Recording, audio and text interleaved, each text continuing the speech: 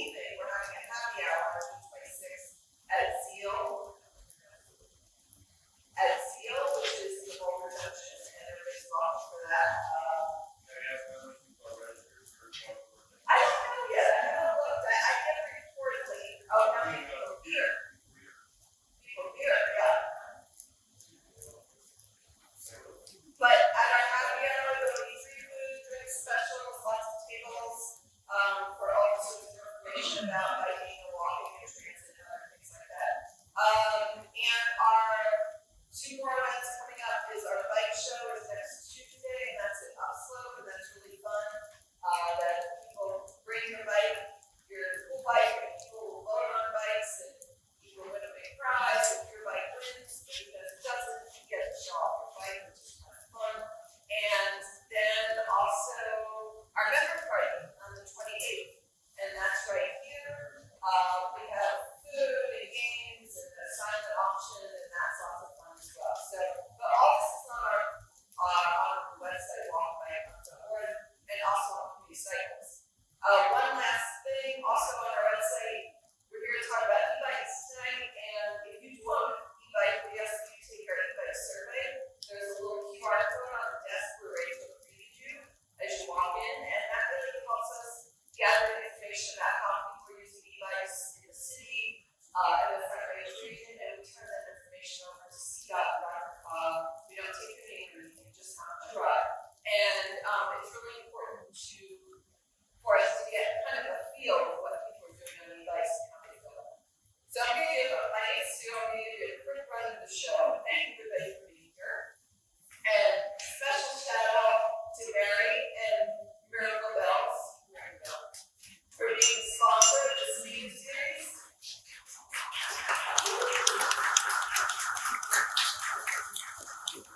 So first, the panelists are going to introduce themselves. We're going to have about 55 minutes of questions that we prepared, and they're directed to each of them. Then about 20 minutes for audience questions, a few minutes wrap up, and then a bit time chat. We hope to be done with the sitting part by 7:30. Help yourself to food and drink. And really quick, I'm going to ask Leslie to come up and say a few words. So we're here in the Leslie Bohm Education Center because Leslie was a great cyclist and a great bicycle business person who gave a lot to not only Boulder but our entire country as far as bicycling. We helped start what is now PeopleForBikes. And Lynn is also our teacher, and she's the same word. Thanks, Leslie. Let me start by saying thanks to Sue and all the team for helping teach Leslie's memory along in the spirit of that. That's so important to see that Leslie always has things one of the work hours for bikes. We have bikes for long. And John Murphy, somebody showed me out of Leslie back in 2012. John being president of Campbell. So during that time, after the early up to 2012, the funding for us in the federal government about $3 million a year to 1.2 billion. So people like to make a difference in that. Just in the last couple of weeks, we had a new grandson that I'm so shopping. Cardio e-bikes, what else would you do, right? So I look forward to hearing you talk. Thanks. Thank you.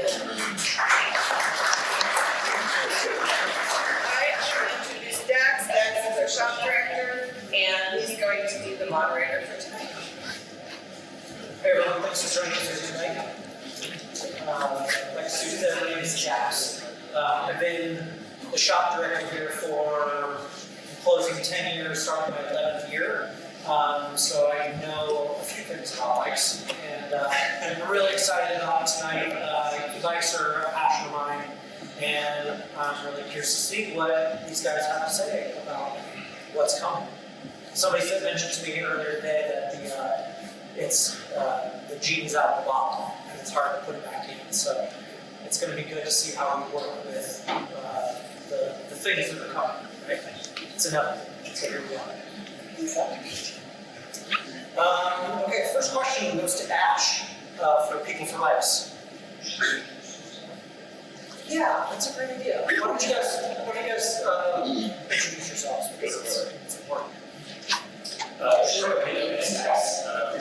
Hi, everybody. My name is Brockett. I'm the current mayor of Boulder, and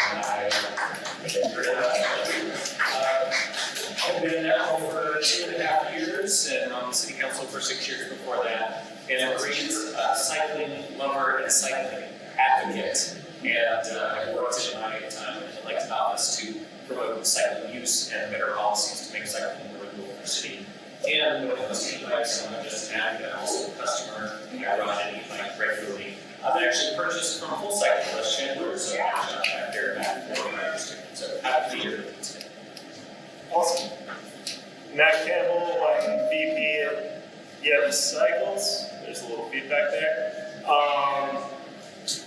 I've been in Colorado for 8 years. I actually went to college here a long time ago. But moved here from Switzerland. I lived in Belgium for 2 years. Been working in bike shops since the 90s, so don't think I'm employable in a different industry.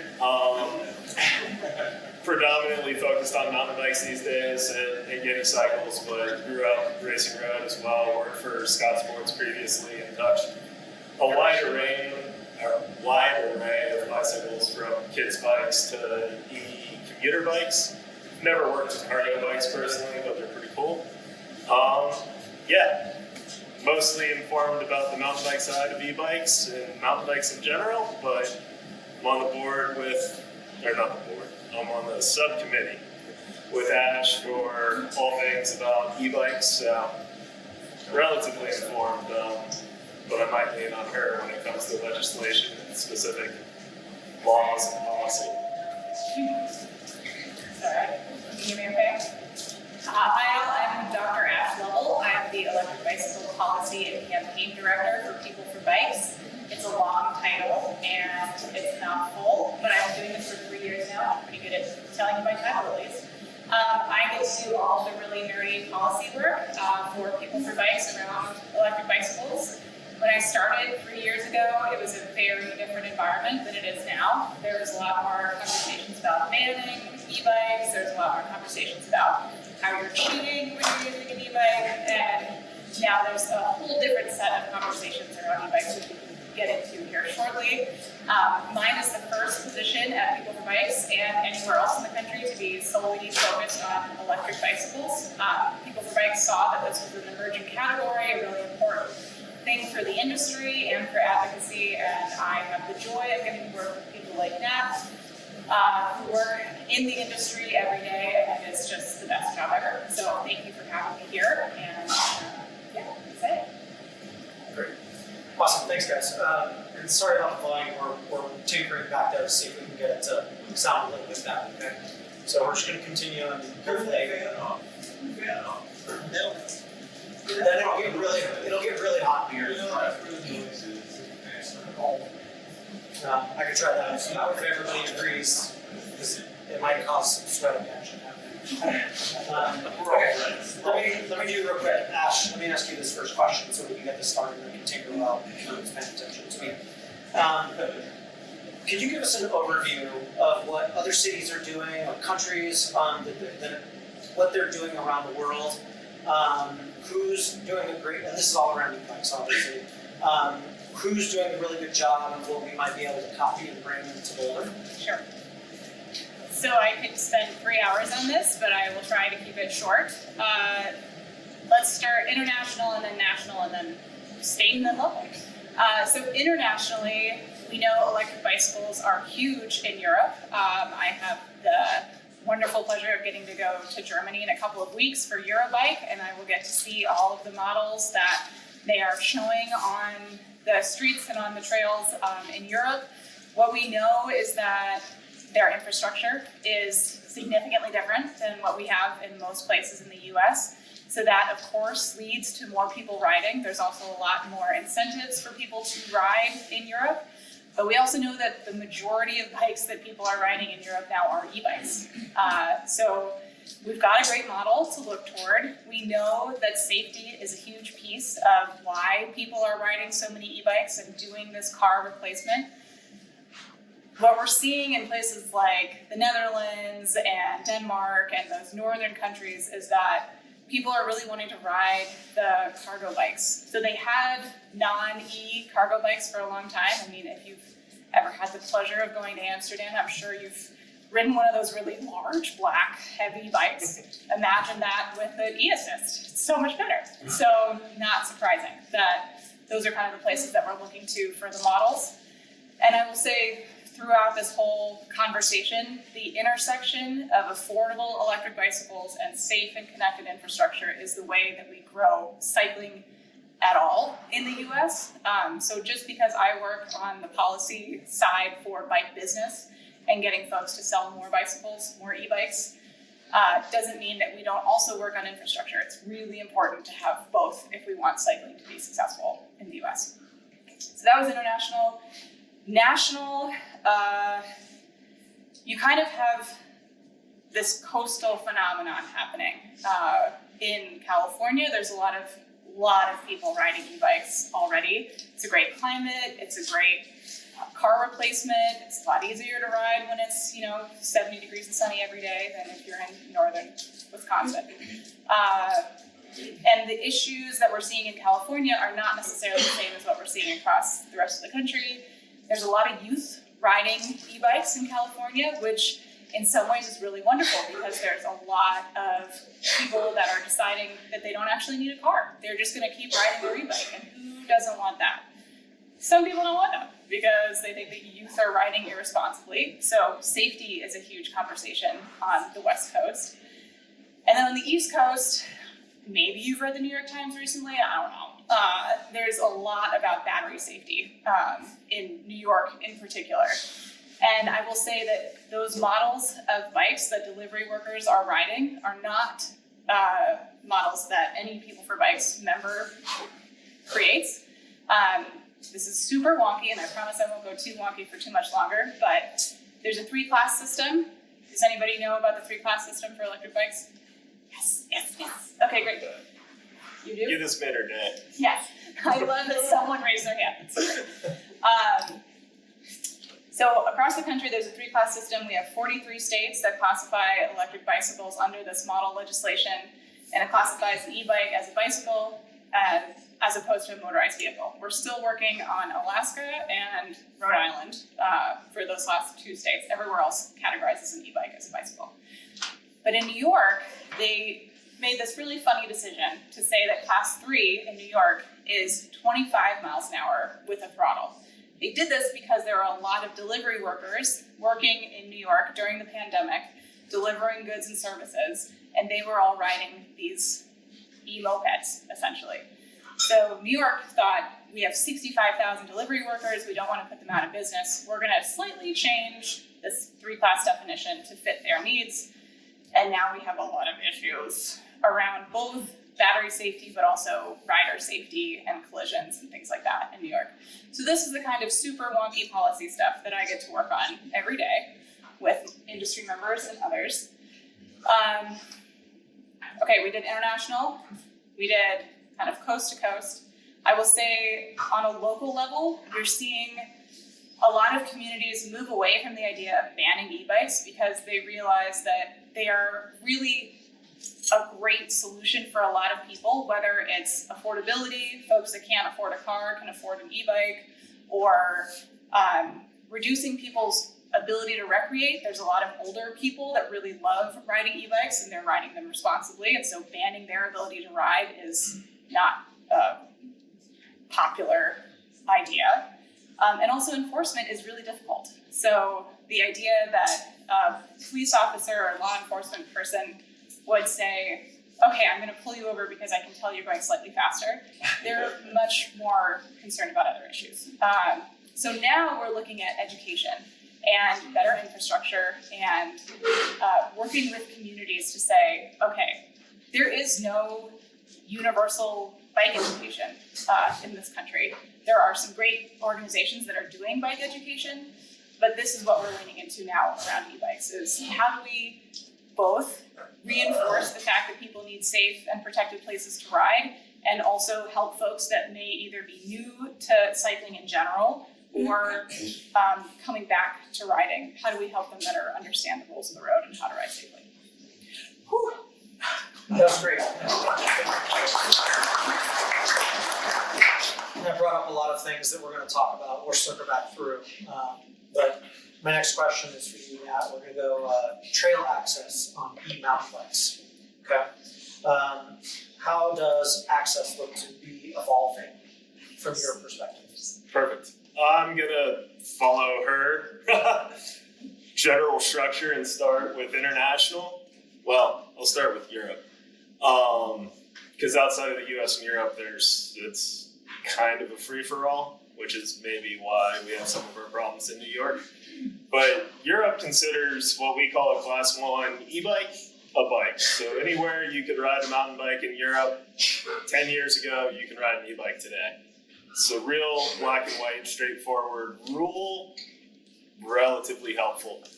The national is going to take too long to get into because every state, every land manager has their own policy on, is it just class 1, is it class 1 or class 2, which I believe is National Park Service allowed 1 and 2? In one park. In one park. Yeah. So not even to the level of who manages the land is it consistent. Locally in Colorado, it's definitely been accepted. In Jeffco, I work in Golden. I live up in Clear Creek County and Georgetown, where everything's legal. But I would say over the last probably 5 years is where we've seen the big shift in Colorado. Popular riding areas like Fruita have opened their minds and allowed more trails to be e-bike accessible. And then by county, by state park, it depends. So one of the big challenges for our retailers and for an e-bike consumer is to really understand where they're allowed to ride an e-bike. But in the last couple of years, it's become more defined, in my opinion, in Colorado, and easier for somebody to buy an electric mountain bike and know where they can ride it. National forest, hard. National forest, hard. Please emphasize that. Depends on the specific national forest. Forest service is holding strong. We can talk later. Yep. I have a couple examples for you.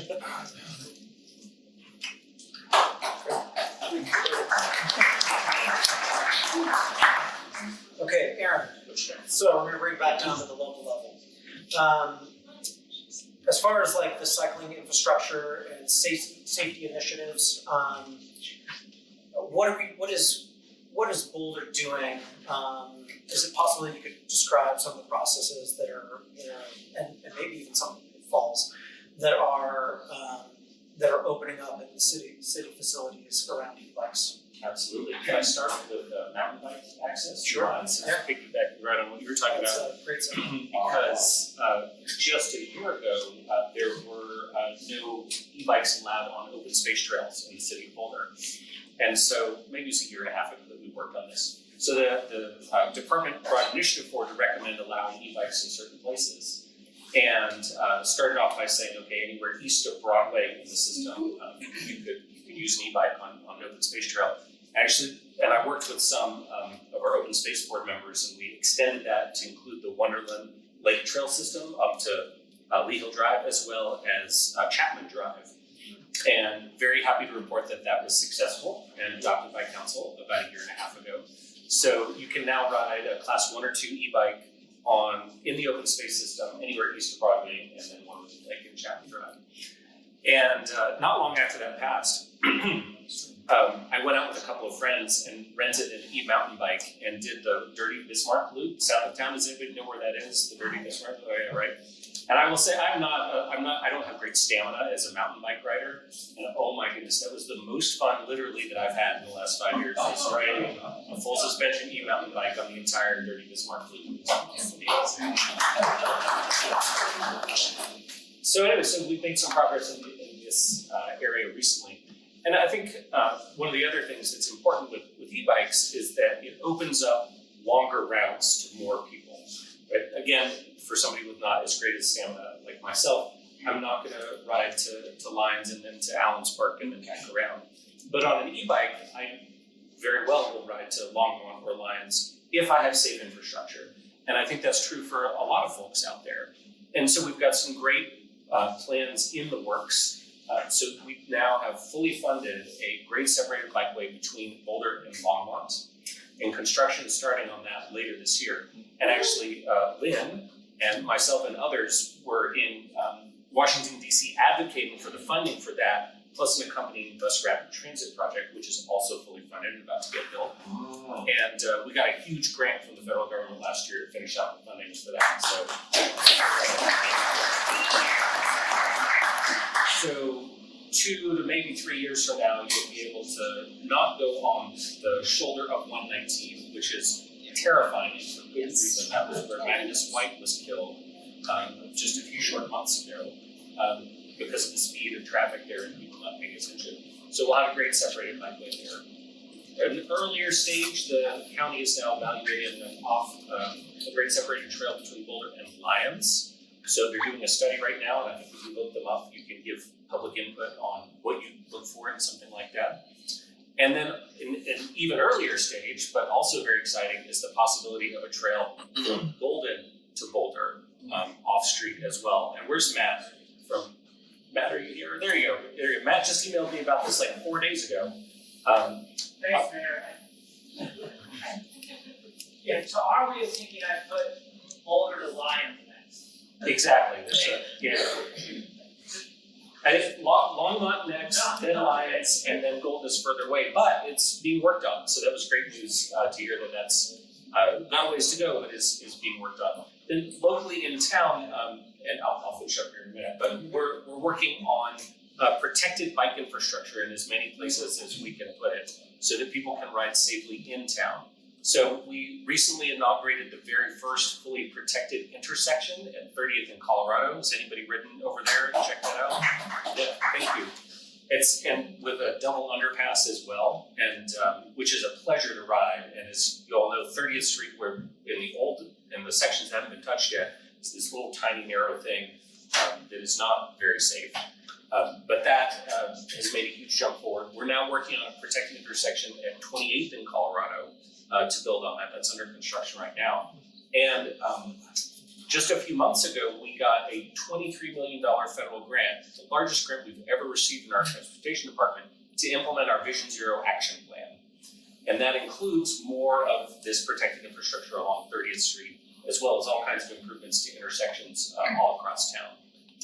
And then the policy thing that's coming up right now that I hope you all are paying attention to is we have a proposal to build protected bike lanes on Iris Avenue. So who's tracking this project right now? All right, good, glad to see that. So we're actually going to be talking about this at City Council on June 27th. Currently we have four different possibilities. All of them include protected bike lanes. But a couple of them are much more expensive and much more destructive to trees and other infrastructure. So I really encourage you to watch that and give your feedback on that, because personally I'm very excited to get protected bike infrastructure along Iris so that we can again have people biking safely down that corridor. And then we'll continue to work. We have this whole core arterial network that we're working on to implement more protection for cyclists across town. So that's awesome.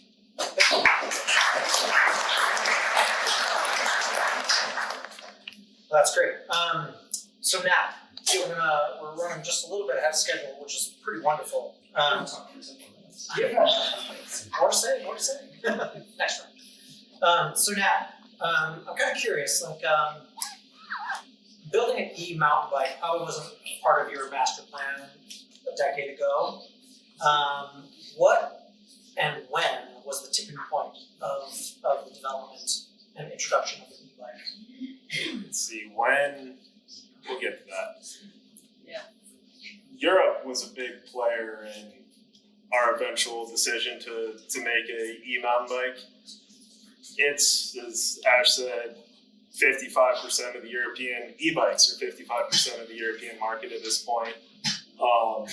Yeti's predominantly a domestic brand, unlike cycling, which is predominantly not a domestic issue. Europe is the largest bike market, well, performance bike market in the world. We do have aspirations to be a larger global player.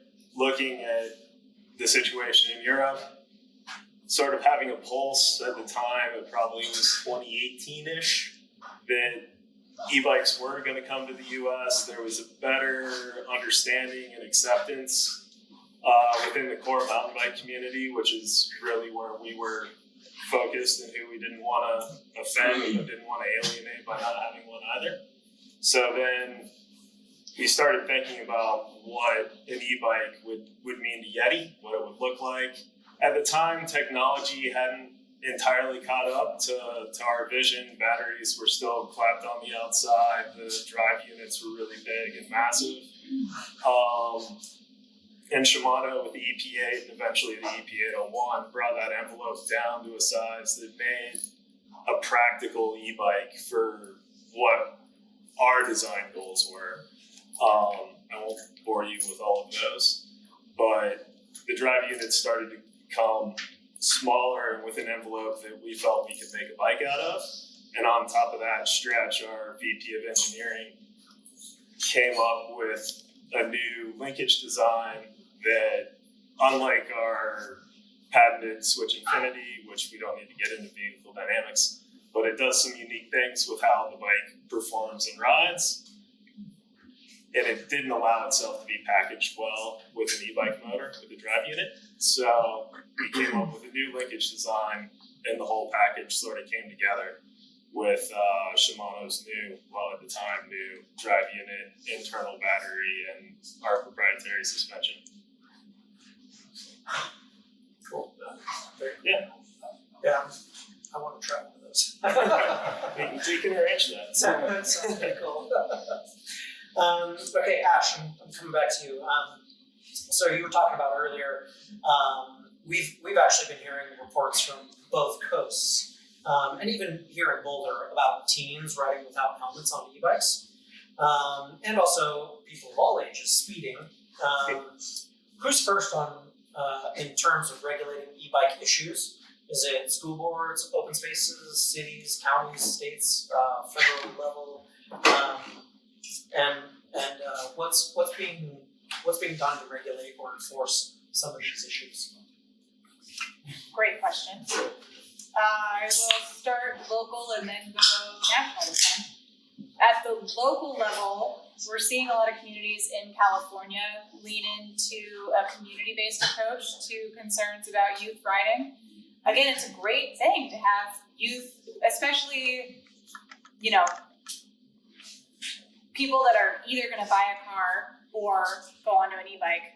It's great for them to be interested in riding an e-bike. We just need them to ride safely, and we need to get them safe and protected infrastructure. There's a lot of conversations about roving hordes of youths in California.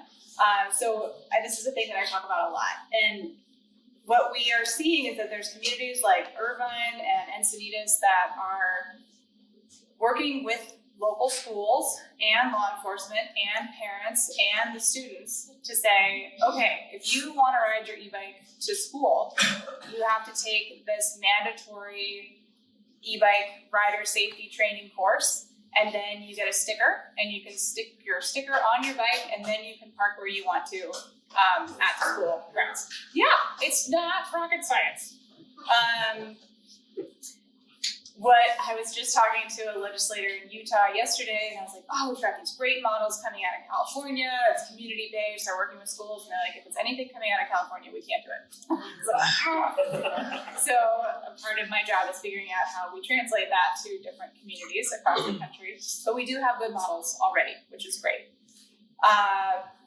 In terms of states are starting to look at, not necessarily the youth perspective, but they're starting to look at registration and licensing.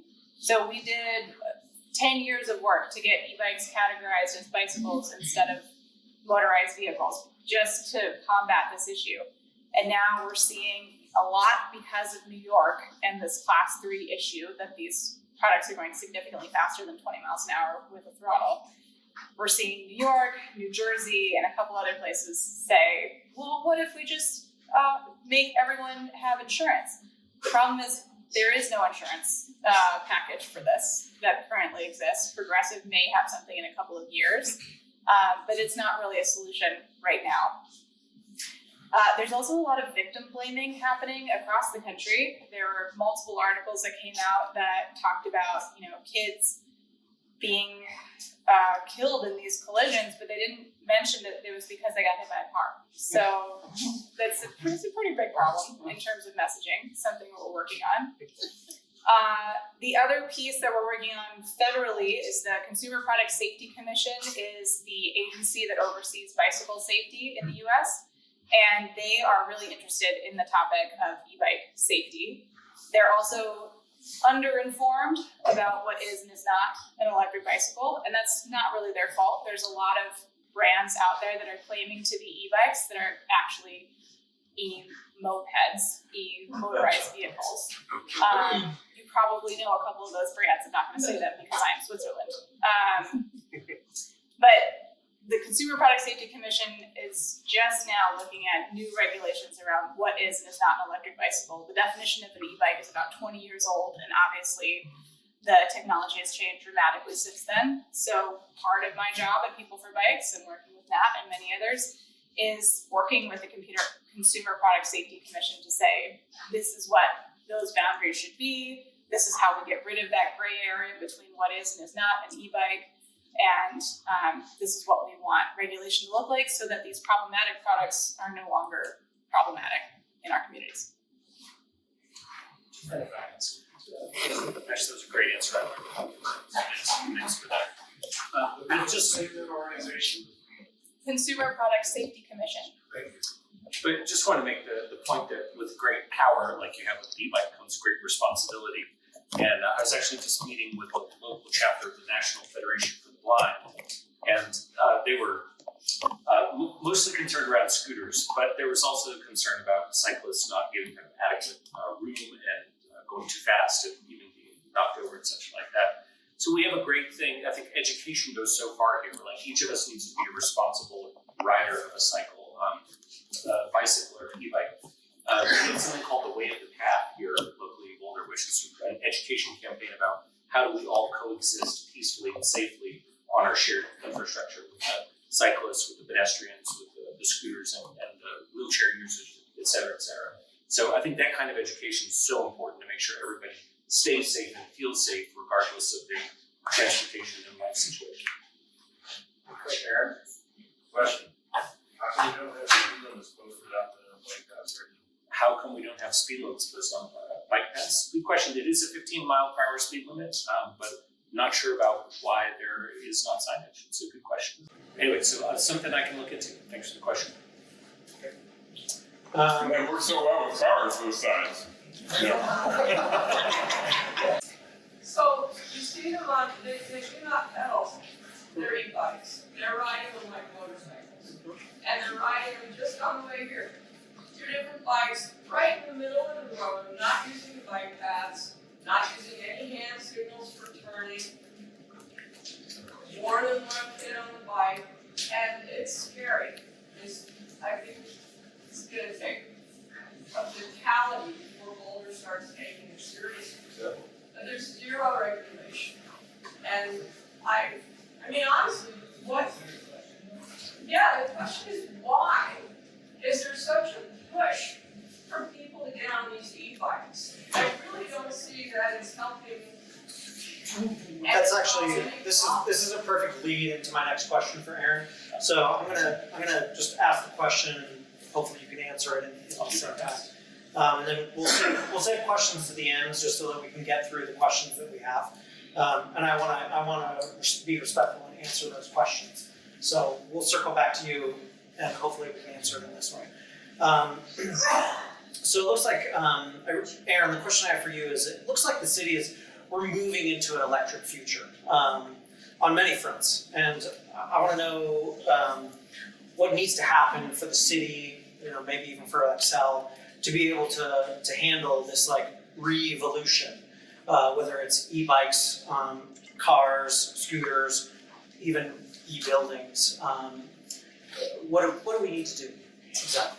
Well, I mean, there's a lot of steps that are being taken across a very broad area on this front. So, an e-bike is something that previously wasn't, was just pedals and now has an electric assist. But there are also categories of transportation, that are changing from some other form of fuel to electricity. And this is an incredibly important part of our climate future, because as our grid greens up, as it gets more and more renewable every year, then converting our energy uses away from fossil fuels and towards electricity is critical for our fighting against climate change. And also you have categories like the e-scooters, which can be really powerful if used correctly. And we just had an update on this in terms of our micro-mobility strategy at the city. So we had, a few years ago, we just had B-Cycle as our one mobility, kind of micro-mobility provider. And they were getting about 100,000 rides a year. They converted to all electric a couple of years ago and saw their ridership shoot up to 300,000 rides per year, and then the year after, 500,000 rides per year. And the e-scooters were just recently, they rolled out about a year ago to the full city, and statistics are still coming in, but are clocking in at something like 350,000 rides in their first year. And so, and the studies have found that those are car replacement trips, maybe 35% of the time. In our town, might be a little bit less than that because it's students who might have had another transportation choice, but it's making this really significant decrease in vehicles miles traveled in an all electric way. So it's really moving us towards our transportation future and also a more climate friendly way. But it's not just on those fronts. The state and the federal government have great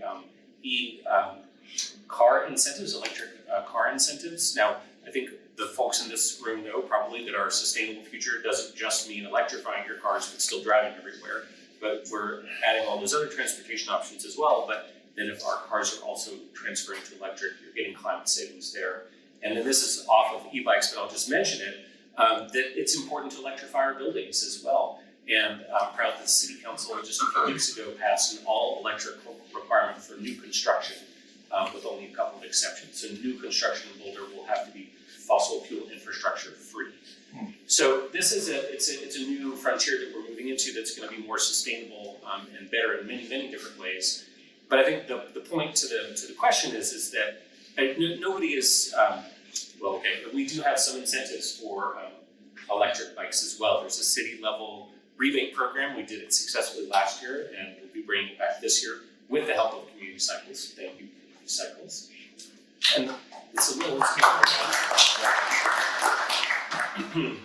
and the state has incentives as well.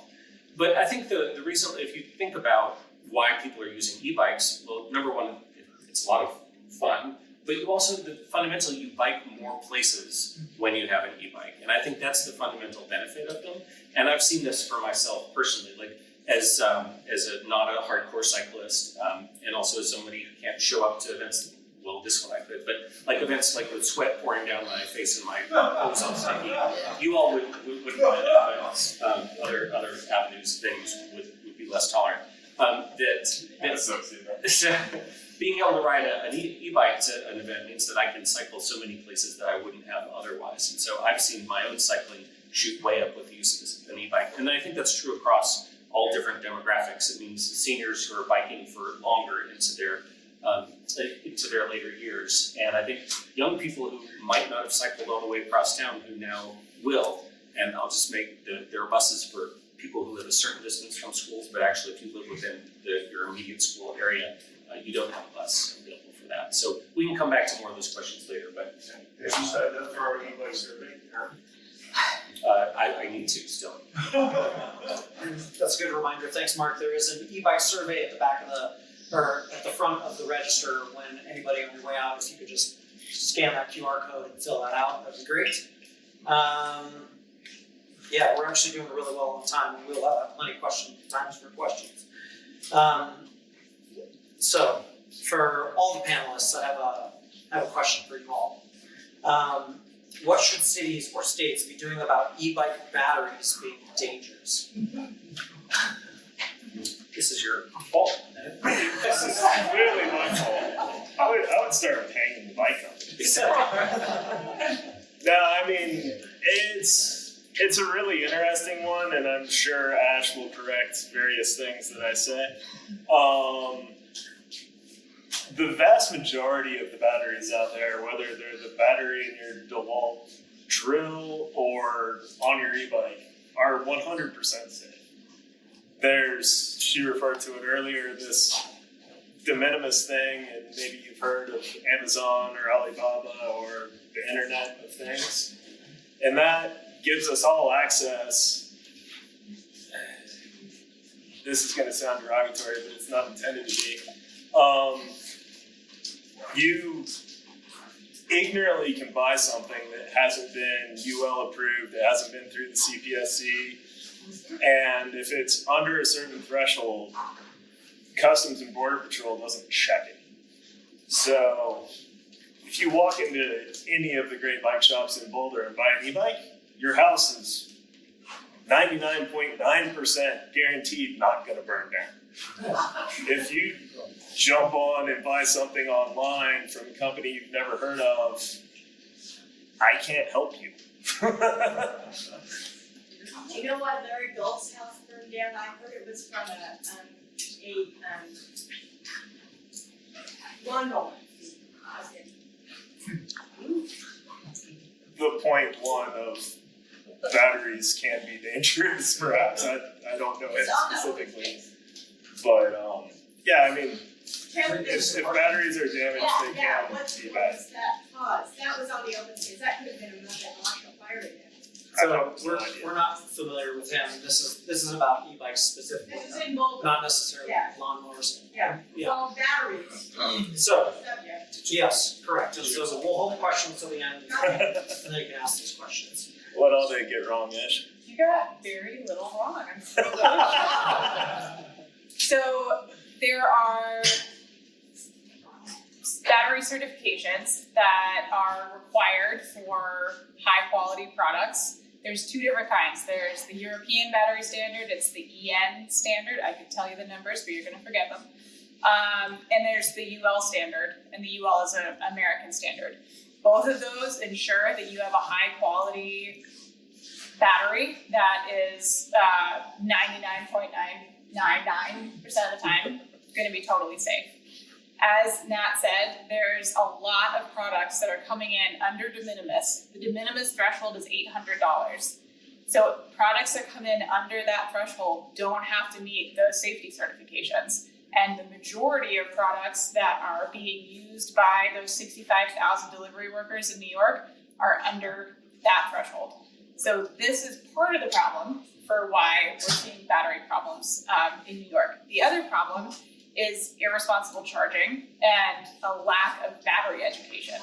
So PeopleForBikes came out with eBike Smart last year that gives you a full suite of rider education safety tips. It's free, it's online, ebikesmart.org. The second module in it is all about battery safety.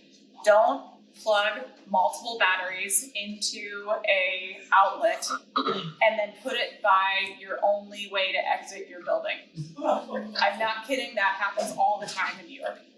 And partially, this is because people are using these low quality products to do delivery work for 8+ hours a day. They need multiple batteries and they only have an outlet near the entrance exit point of their apartment building.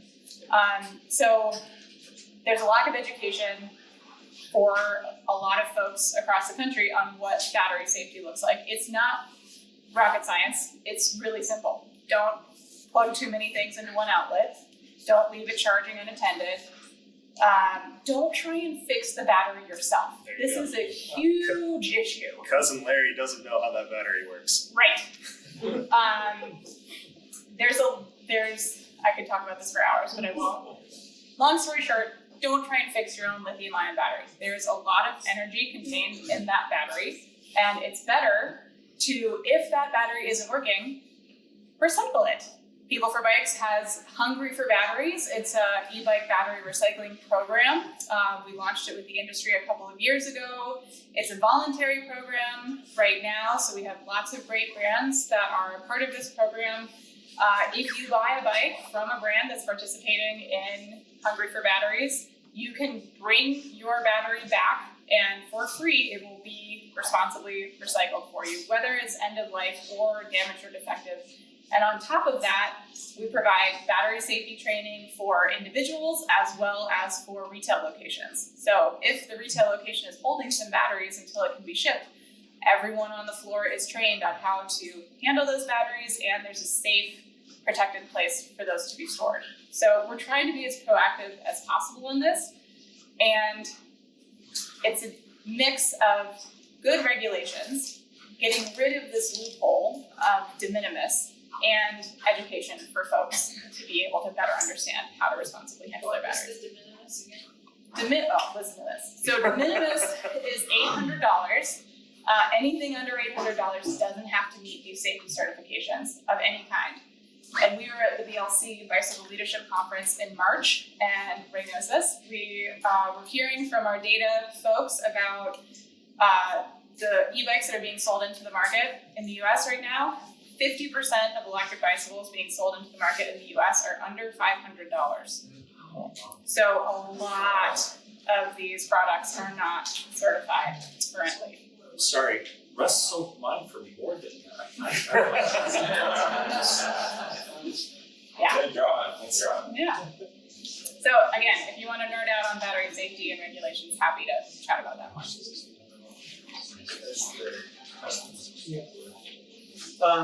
Okay, so that pretty much, that wraps up all the questions that I have. And now I'm going to open the floor to audience members, and so we can ask some of these questions to see what they have for you. First of all, I would call them motorcycles, e-motorcycles. They're not just mopeds. And so they're really powerful, and I see all these kids on them around town. It looks like it's the cool thing. So the question that keeps coming to my mind is, how come their parents are buying these things for them? It's so, these things are that cheap. Do you have anything about educating the parents about the safety? It's the parents that are the problem. It's always the parents. Parents. Great call, and yes, the next phase in our rider education package, which is coming out this fall, is this suite of model legislation around if your community is struggling with concerns on rider safety, here's all the legislation that you should consider introducing around minimum age and safe riding and battery safety and what is and is not an electric bicycle. All of that will be part of this very nerdy policy package.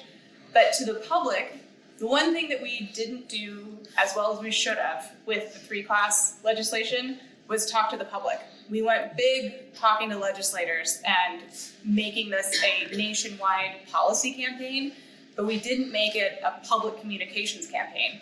So when we roll out this next set of rider safety information in the fall, we will also be rolling it out to the public and specifically to parents before the big purchasing season, which is, leaning into the holidays of, are you buying your kid an electric motorcycle?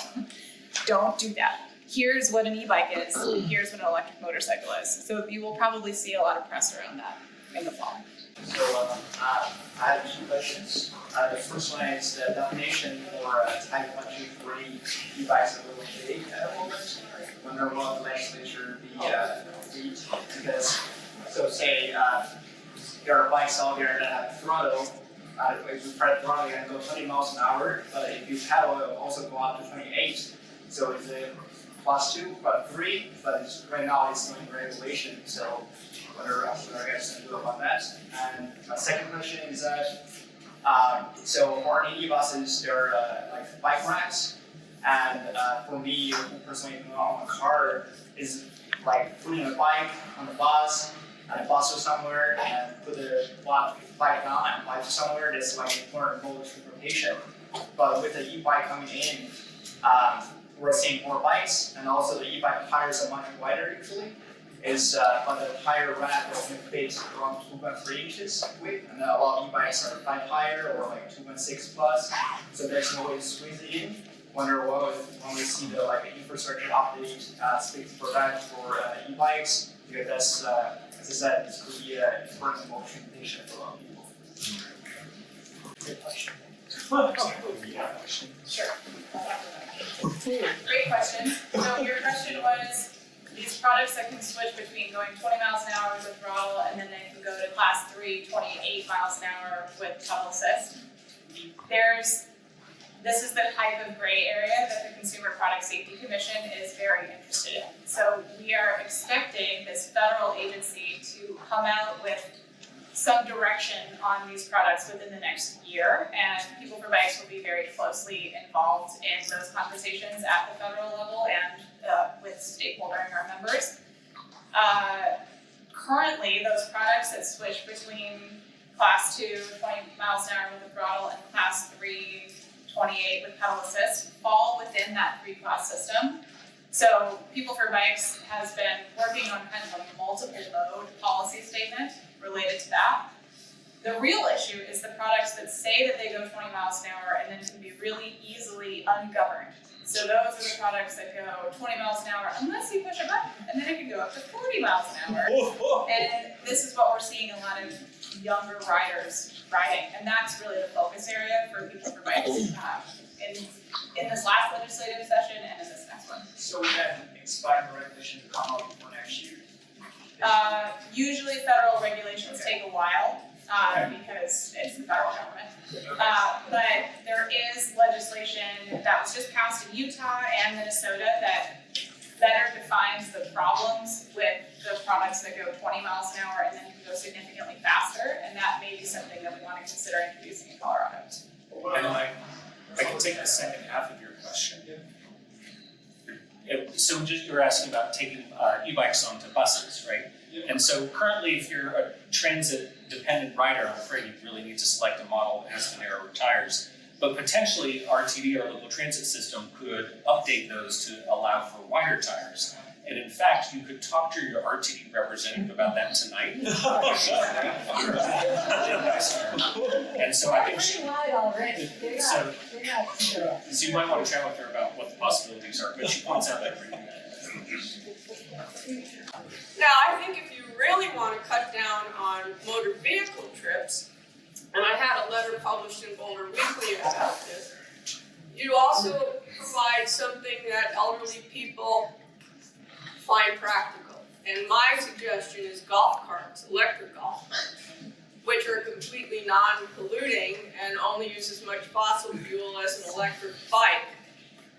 And that might help us, but it seems everything in Boulder is focused on bicycles, electric bicycles, and those are stolen like every minute. So what about all that? Yeah, so thanks for the question. And I'm sorry you can't physically able to ride a bike. There are lots of people in that situation, right? So we need to acknowledge that there's no one transportation solution that works for everybody, for sure. I just wanted to clarify, before I did not say that every bicycling trip replaces a motor vehicle trip. I said some studies showed around 35%, but it might be a little lower here. So some do, some don't.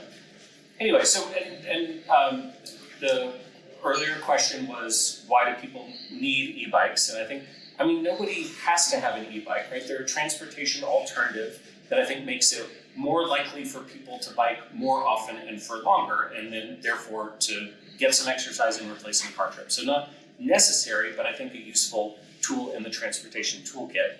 And then you asked about golf carts, and currently those are not street legal in the city of Boulder.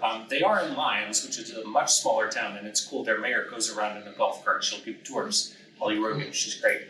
But I don't know that our streets are quite set up for something that moves, at that speed. But I guess it's something to be thinking about. Maybe there are parts of town where it could work. I can check with my transportation department. It's a good question. Electric bikes driving down the middle of the road, and they have that speed, Great, any other questions? You said the mountain biking community finally came around to accepting e-mountain bikes. How about the conservation community?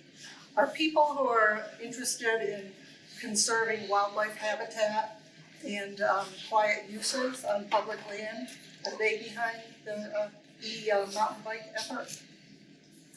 It greatly depends on the area, the surface, and the general plans for that area, whether it's more of a recreation or more of a conservation leaning zone. Wilderness obviously doesn't allow any sort of mechanized, so mountain bikes or e-bikes would be not allowed. And Forest Service has trails that are open to motorcycles where a little relatively quiet Class 1 e-bike is going to be relatively non-intrusive. Right, designated motorized trails, hundreds of miles. But I learned tonight that there are many, many e-bikes in areas like West Bay, illegally on the national forest lands. Do you care about that issue? Is your industry gonna get events of education and enforcement on that? Do you have a land ethic? Do you care about that? Of course we do. Well, I'll let you talk about the education piece. We have a full policy position that's nationwide about Class 1 only on trails where mountain bikes have traditionally been ridden, which I can share with you very happily. There's a lot of studies on the impacts of Class 1 e-bikes and their impacts both on environmental pieces as well as rider safety and interaction pieces. Happy to share that with you. That's something that we work with all federal agencies on a daily basis.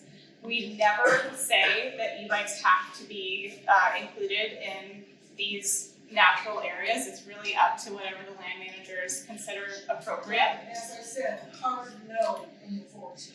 It's actually not a hard no from the Forest Service. There's industry-funded initiatives to break down the forest areas. No, we can talk about it separately, but Tahoe National Forest has started their own environmental assessment under NEPA to say they would like to open up the entire national forest to Class 1 only e-bikes. Happy to share that with you as well. Great land. Okay. Okay, my friends, we're gonna move on. Yeah. I guess one of my thoughts, and in fact, a friend of mine suggested it, is to remember that some of this is recreation, but another part is transportation. And when we think about these different categories of bikes, there's a lot of people who work in Boulder who live in Longmont or Lafayette or Lyons or whatever, and going 20 miles an hour on your bike to commute seems pretty impractical if you're going to actually ride your bike as opposed to jump on the bus. And is there a vision about kind of this medium distance, instead of just riding around town, but riding around our county from a transportation point of view? What works, what doesn't work, what are the limits there? Well, I guess I can hop on that one. We do have people who ride e and non-e-bikes across the county for commuting. Now, granted, some of those are a small percentage. I mean, I knew a guy who commuted up to Longmont for 5 years, both ways on an unmotorized or no e-bike, just with his pedal string. But I think the great thing about e-bikes is that it lengthens your feasible distance and opens it up to more people. So I think with good gear and a good e-bike, there are a lot of people who could commute the 8 to 10 miles that many of our cities are separated by here in Boulder County. So it's still not going to be everybody. No one transportation option works for everyone, but it's part of why we're working on that great separated bikeway to Longmont. Is I think once we get that safe path opened, then you'll find more and more riders who aren't like professional cyclists who would take that. Might be a 40-minute ride each way on an e-bike. So I think as we get better infrastructure, it becomes more and more doable. My heroic brother-in-law is a top pulmonologist, and he notes to me a great study that I can forward to anyone. You just don't want to be within 100 meters of a big road on a bike. It's just the pollution is just not good for you, especially older people like me and kids, or people like me that are both juvenile and older. So I just so appreciate the city of Boulder and Community Cycles and Sue, very cagey and smart the way they're trying to make overall improvement in the system. But as someone who just hates getting all these shots of benzene all the time from cars, and all the people who get hit by cars, and we have these great, the riparian bike paths. I'm just wondering, you guys could talk a little bit about, as we're trying to move away from cars, what you think about separating bike paths a little bit more, just maybe even a block over, and just how much nicer that is to travel. I mean, the Irish thing is great, but what do you think about that point? Having bike paths be, just a little more separated from cars. I mean, what if you like taking benzene shots? Well, a lot of people obviously like that because that's the kind of car they drive. Belgium might be the right place for you to live. Where? Yeah. Well, Sure, love this point and completely agree, and would so much rather be riding on a bike path than riding on a street next to cars. I think e-bikes are a phenomenal commuting solution, and even along with e-bikes is the commuting solution of better infrastructure and where we put it. We have a whole other team at PeopleForBikes that works just on infrastructure and the policy associated with that. They have a campaign that's called the Great Bike Infrastructure Project. As part of that, we have city ratings, which rates how well your bike infrastructure compares to other communities across the country. Boulder's is pretty high, but this note of what if it's off-street as opposed to on the main arteries is a great one, and maybe an interesting thing for us to explore as we look at the data from across the country of where are we putting these bike lanes, and could we move them a street over? So many of our cities are grids. It's much more enjoyable to work that way. I don't hate me, but I went to grad school in Fort Collins. And I'm sorry, but I spent 8 years there riding my bicycle, almost never getting into a car, and they had a lot of that type of infrastructure where we weren't riding up and down College, which is the main artery, we were riding on Remington, which was a street over, and it was so lovely to not be getting those benzene shots all the time. So it can be done, and I think that's a really great point. The other note that I love to make here is that we talk a lot about urban commuting, but there's a lot to be said for e-bikes and rural/suburban commuting, and making that much more accessible for people and something that sounds like a lot more fun. I have a certain friend here who rides his mountain bike to and from Georgetown to Golden relatively frequently. You're not all going to be a Nat Campbell, but it's an option that we'd like people to explore. We have a lot of beautiful mountain towns that have a certain economy that we see a lot of people riding. How do we get towns like Rifle to be more interested in encouraging folks to use their fire roads and other areas, and not just... And their firearms. And, you can use your firearm on the Make sure it's bike. okay, that you break down on the holster. Yeah, exactly. So, yeah, would love to explore what riding looks like that's not just urban and on major arteries. I said, yeah, sure. So I have a question for each of you. And it's great because we have such different opinions here tonight. And what I've enjoyed is how much progress has been made on issues since the late 90s when this was still hot. But it seems like there's some concerns that are zombies. They just won't die. The classic is, I'm a pedestrian and hurtling towards me is a menacing bicycle. Is it electric or not? That's just bad reasoning. So I ask each of you, if you, not how, but if you could kill a zombie objection to electric bikes, what would it be? Nice. Great questions. Oh, thanks. Do you want me to go first? Yeah. Really? Okay. I'm the talker, people. The zombie that I would kill is that e-bikes aren't healthy.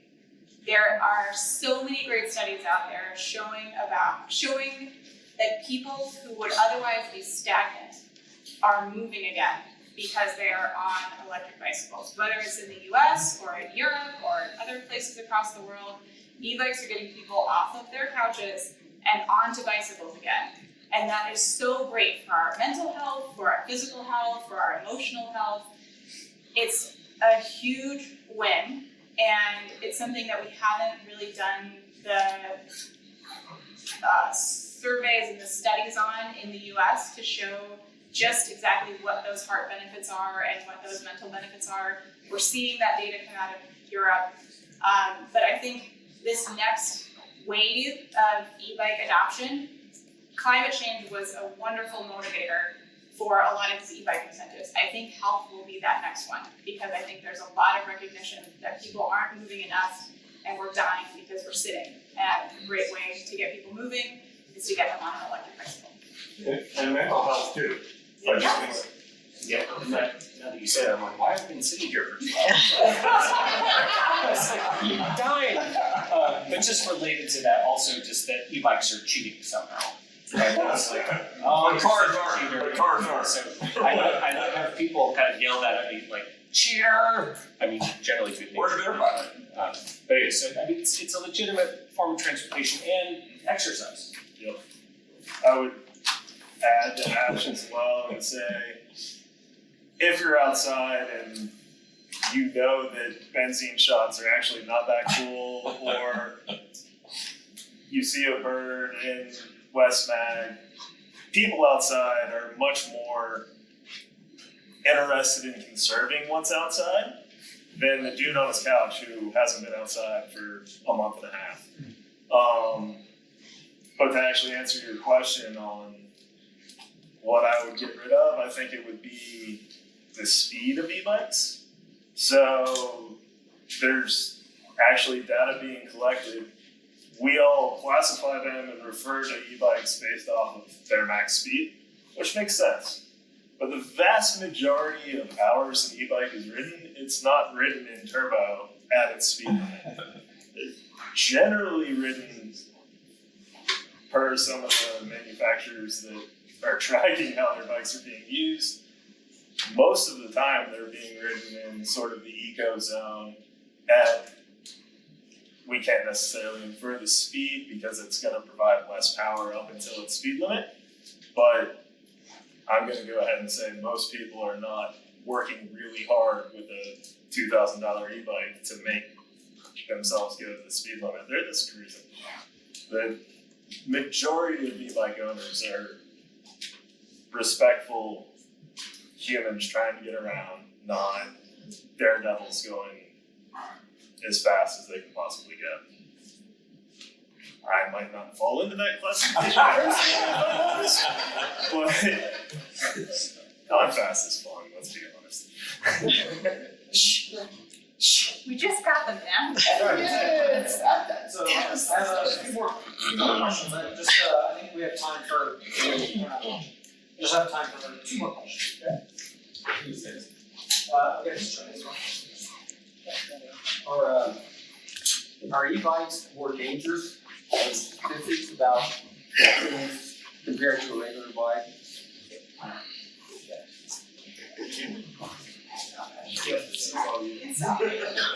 Great question. Are e-bikes more dangerous? The data is very spotty. The major problem, so the Consumer Product Safety Commission came to PeopleForBikes saying, what data do you have on e-bike safety? We're like, you're the Consumer Product Safety Commission, you're the federal agency. They don't have it. They don't have data to show that they are any more dangerous. The major issue that we're seeing with accident data is that folks that are in ERs or folks that are first responders don't know the difference between an e-motorcycle, an e-moped, and an e-bike. So the data is terrible at the moment. We're working with certain academic partners to work on a coding system to distribute to first responders and emergency rooms. All of that takes a long time. I will say because the Consumer Product Safety Commission is interested in this topic, it's going to move faster. But right now, the best data that we have is a study that Chris Cherry and John McCarthy conducted a few years ago that said e-bikes don't, on average, move any faster than traditional bikes when they're on a shared use path. They actually only move faster than a traditional bike when they're ascending a mountain bike trail. So I'm happy to share that nerdy data with you if you're interested. I'm wondering, how did the three categories get created? And I ask this question because it seems like it was just the industry coming up with ideas, and because class 3 seems weird to me, and inexplicable, and I don't get why we have flight 3 is the way it is. 1 makes sense to me, 20 miles an hour has to be pedal assisted. Then you add a throttle, that's number 2, same kind of, otherwise it's the same, right? But 3 is weird, so. I see that there's like an old man who came down a mountain with a tablet, and he says there are 3 categories. Yeah, that's exactly what happened. Dave, Ray, please. So these categories, the 3 classes, were arrived at over a period of several months through careful negotiation with PeopleForBikes members and some non-members. I was running the Bicycle Product Suppliers Association at the time, and we, Larry Peasy, who's now the PeopleForBikes board, was in charge of this group. And there was a lot of horse trading, a lot of back and forth, and it was hard to draw these lines that early in the game because we had the experience of Europe, but we also had a different product coming into the US than what was being sold in Europe. So yeah, it's actually turned out pretty well because the categories are pretty carefully delineated and easy to distinguish from each other. But yeah, I was in the room and it was messy. It was sausage making, right? To decide what those 3 categories were going to look like. So we were at Then I'm gonna finish up with this last question here. This might not be the happiest question. First, so happy to hear all this discussion. I ride my e-cargo bike all around town, and I feel like I'm putting more onto my bike than I'm seeing most people walk up to their cars. I dream of a world where kids don't have to be transported by their parents and can freely get around their communities. There's so many health benefits of getting on e-bikes. I love seeing people taking their kids, all throughout town in Boulder. I wanted to ask you all if you could dive a little bit more, and I'm so happy to hear you all talk about the need for infrastructure as an answer to some of these e-bike challenges and safe places to ride. In case people in the room don't know, could you dive a little bit deeper into the need for why we need safe infrastructure in neighborhoods and in our city streets? Like I was on the side by my way here, and I think it's one of the sobering ends to this conversation. So that you all should still wrap up on my question. But could you speak to everybody in the room about the need for our Vision Zero plan in Boulder as well as transportation by safety throughout the United States? why is there a need for safe infrastructure for cyclists on residential streets and on major roads? I mean, fundamentally, it's because people are getting seriously hurt and dying out there on our streets on a regular basis. And in deaths of pedestrians and cyclists have actually been going up for the last several years, which we think is probably attributed to more distracted driving, and as well as larger vehicles, larger cars. And so what we really need is that separate protected infrastructure to minimize those serious injuries and deaths. And which is why we have a Vision Zero plan at the City of Boulder that envisions a future where there are zero serious injuries and deaths on our streets. And so I mentioned we got this $23 million grant last year to make real significant progress on that. But we've got a long way to go. And it's because people's lives are at stake. And it's the lives of ourselves and our family members and our friends. So we got to keep at it. Thank you, everybody, for coming out here. A few things. So we do offer an e-bike class that's free, and how often is it, Derek? It's happening twice a week, more or less. And there's a sign on the door. And there's a sign on the door about it. It's free to sign up. It's going all summer. We have this survey on e-bikes to take also by the door, by the registration table. The City of Boulder's e-bike rebate program is going to come out this summer, so look for that. And we had a very successful time last year with it, and we're going to do it again. The city's going to do it again, so thank you very much to the city for that. Also, be sure to check out walkandbikemonth.org for all the rest of the events. This June, we have lots of events coming up. Our party, our member party, and the bike show, Bike to Work Day, the Bike to Work Day Happy Hour at Boulder Junction.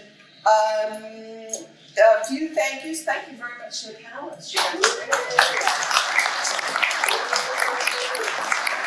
Thank you again to Barry for being a sponsor, Miracle. Barry, Bell. thank you. Bell, it's your most bang for your buck for safety, best bang for your buck for safety by far. And thank you to the audience for coming out.